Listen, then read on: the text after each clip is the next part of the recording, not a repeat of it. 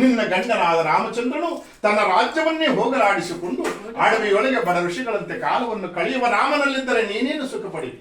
ತ್ರಿಜಗದ್ಗಂಡನಾದ ಎನ್ನನ್ನು ನೀನು ಮದುವೆಯಾದರೆ ಸರ್ವ ಸೌಭಾಗ್ಯವು ನಿನ್ನದಾಗುತ್ತದೆ ಎಂದು ಹಿಂದೆ ಬರುವಂತಗಳಾಗು ಸೀತಾ ಲೋಕಮಾತ.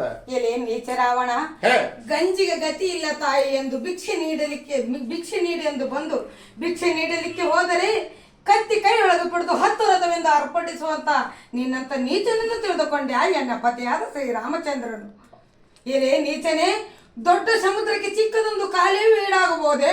ದೊಡ್ಡ ಸಮುದ್ರವಿದ್ದಂತೆ ಶ್ರೀರಾಮಚಂದ್ರನು, ನೀನು ಚಿಕ್ಕದೊಂದು ಕಾಲುವೆ ಇದ್ದಂತೆ. ಚಿಕ್ಕ ಕಾಲುವೆಗೆ ದೊಡ್ಡ ಸಮುದ್ರಕ್ಕೆ ಈಡಾಗಬಹುದೇ? ಎಲ್ಲಿರುವನೇ ನಿನ್ನ ಪತಿಯಾದ ರಾಮನು?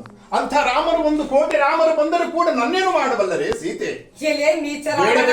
ರಾಮ ರಾಮ ಎಂಬುವ ಧ್ಯಾನವನ್ನು ಬಿಟ್ಟು ರಾವಣ ಬ್ರಹ್ಮ ಎಂದು ನುಡಿಯುವಂತವಳಾಗೆ ಎನ್ನ ಪ್ರಾಣದಲ್ಲವೇ? ಎಲೆ ನೀಚ ರಾವಣ, ಎನ್ನನ್ನು ತೆಗೆದುಕೊಂಡು ಹೋಗಿ ನಿನ್ನ ಪಟ್ಟಣಕ್ಕೆ ಏತಕ್ಕೆ ಕೇಡು ಇಟ್ಟುಕೊಳ್ಳುತ್ತಿ? ಬುದ್ಧಿ ತಂದುಕೊಂಡು ಬದುಕುವಂತನಾಗಪ್ಪ ನೀಚಧನ ಜನ. ಎಲೆ ಚಾರಣೆ, ತಡ ಮಾಡುವುದೇತಕ್ಕೆ? ಈ ಸೀತಾದೇವಿಯನ್ನು ಕರೆದುಕೊಂಡು ನಮ್ಮ ರಥದಲ್ಲಿ ಆಗಿಕೊಂಡು ಲಂಕಾಪುರಿ ಪಟ್ಟಣಕ್ಕೆ ಹೋಗುವುದಕ್ಕೆ ರಥವನ್ನು ಸಿದ್ಧ ಮಾಡು ಸಾರಥಿ, ಅತಿ ಜಾಗೃತಿ. ಹಾಗೆ ಆಗಲಿ ಭೂಪತಿ.